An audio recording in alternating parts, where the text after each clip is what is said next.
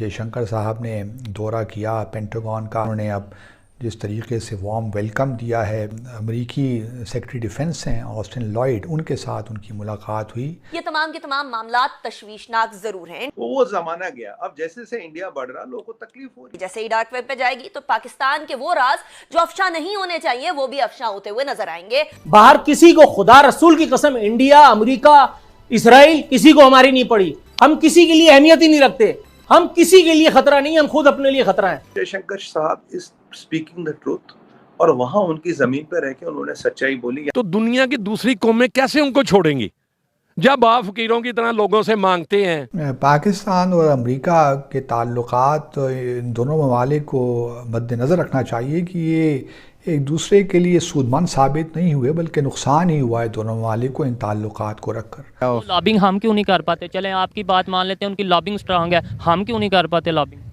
ये बड़ी ज़बरदस्त बात उन्होंने कर दी। जहाँ तक पाकिस्तान का ताल्लुक़ है तो मैं ये कह सकता हूँ कि जो हमारी तवक्कुआत हम अमेरिका से हमेशा रही हैं वो पूरी नहीं हो। ताल्लुक़ है उनकी मुलाकात अभी एंटनी ब्लिंकन से तो नहीं हुई, लेकिन जो अमेरिकी सेक्रेटरी डिफेंस हैं ऑस्टिन लॉयड, उनके साथ उनकी मुलाकात हुई। जयशंकर साहब ने दौरा किया पेंटागन का। उन्होंने अब जिस तरीके से वार्म वेलकम दिया है वहाँ पे वो गए और वहाँ ये मुलाकात हुई। लेकिन अपने जो कल या परसों उन्होंने वाशिंगटन डीसी में कुछ इंटरेक्शन भी किया, कुछ जो इंडियन डायस्पोरा हैं उनसे भी बातचीत हुई और एक दो सवालों के जवाब उन्होंने दो बड़ी इंटरेस्टिंग बातें की। पहली बात तो चलिए मैं समझ सकता हूँ F-16 के हवाले से है, जो $450 मिलियन का पाकिस्तान और अमेरिका के दरमियान एक मुआहदा तय पाया है। हमें स्पेयर पार्ट्स वगैरह मिलेंगे F-16 के लिए। तो जयशंकर का ये कहना था कि हमें मालूम है कि ये F-16 किस लिए इस्तेमाल होते हैं, इनका काउंटर टेररिज्म से तो कोई ताल्लुक़ नहीं है। दूसरी बात इससे भी ज़्यादा उन्होंने इंटरेस्टिंग की। उन्होंने कहा कि पाकिस्तान और अमेरिका के ताल्लुकात, इन दोनों ममालिक को मद्देनज़र रखना चाहिए कि ये एक दूसरे के लिए सूदमंद साबित नहीं हुए बल्कि नुकसान ही हुआ है दोनों ममालिक को इन ताल्लुकात को रखकर।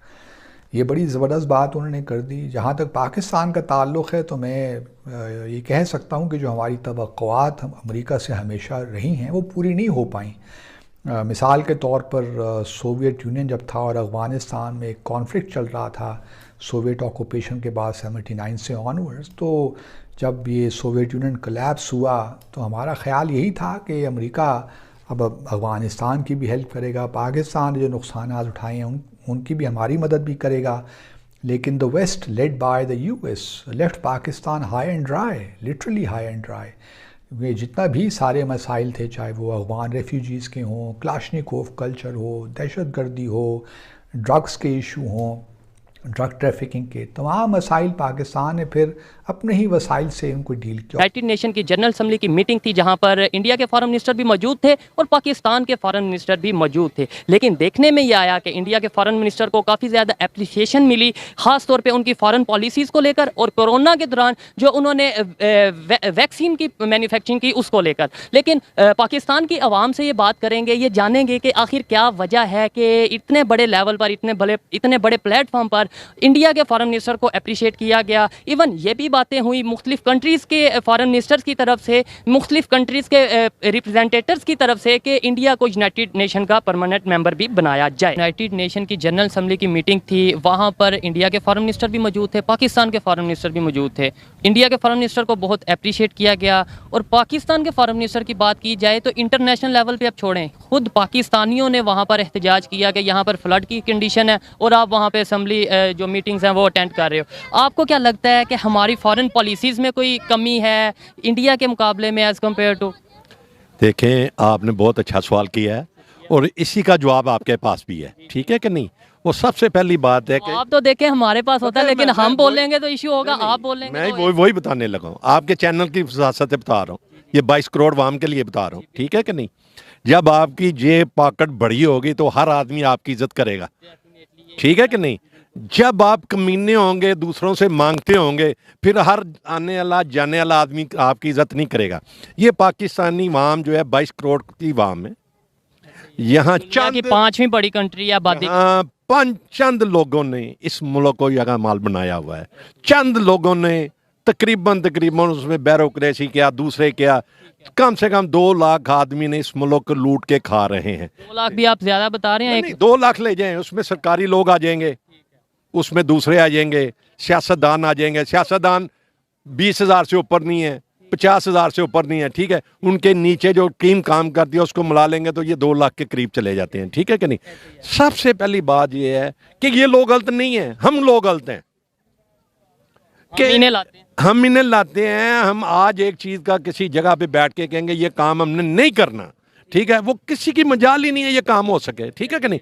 अब रात को इसी चैनल के ऊपर अकले खुल बैठते हैं आके, उनको पता भी होता है कि ये बात गलत है। थोड़ा चेंज हो रहा है मुझे। नहीं, इसी में आता है वो। देखें, आपकी पॉकेट ही नहीं है। वो इंडिया इस वक्त दुनिया की पावर 3 मुल्क है, 1.5 अरब की आबादी का मुल्क है। एक चीज बनाते हैं, 1.5 अरब चीज उनकी बिकती है उनके शहर में। तो वो है जो अपने कंट्री में बिकती है बाहर जाती है। मैं वही कहा कि एक चीज बनती है, 1.5 अरब चीजें बिकती हैं उनके शहर में, ठीक है। तो दुनिया की दूसरी कौमें कैसे उनको छोड़ेंगी जब आप फकीरों की तरह लोगों से मांगते हैं, सब कुछ करते हैं। इससे बड़ी कौन सी बात है। फॉरेन पॉलिसी की बात की जाए, हमारे फॉरेन मिनिस्टर में कोई कमी है या फॉरेन पॉलिसीज़ उस तरीके से नहीं है हमारी जैसे इंडिया की है, क्यों अप्रिशिएट उन्हें किया जा रहा है? ये नहीं, वो उनकी जो है ना लॉबिंग कुछ कहने के ज़्यादा स्ट्रांग है। और लॉबिंग हम क्यों नहीं कर पाते? चलें आपकी बात मान लेते हैं, उनकी लॉबिंग स्ट्रांग है, हम क्यों नहीं कर पाते लॉबिंग? ठीक है, नहीं वो बज़ाहिर तो यही लग रहा है कि थोड़ा सा हम लैग कर रहे होंगे, मगर हम ये चीज़ क्यों नहीं मानते कि यार वो बेहतर परफॉर्म कर रहे हैं तो शायद इसलिए उन्हें अप्रिशिएट। हम लॉबिंग कह देते हैं, हम ये कह देते हैं कि ये साजिश है। नहीं, साजिश तो नहीं करना चाहिए।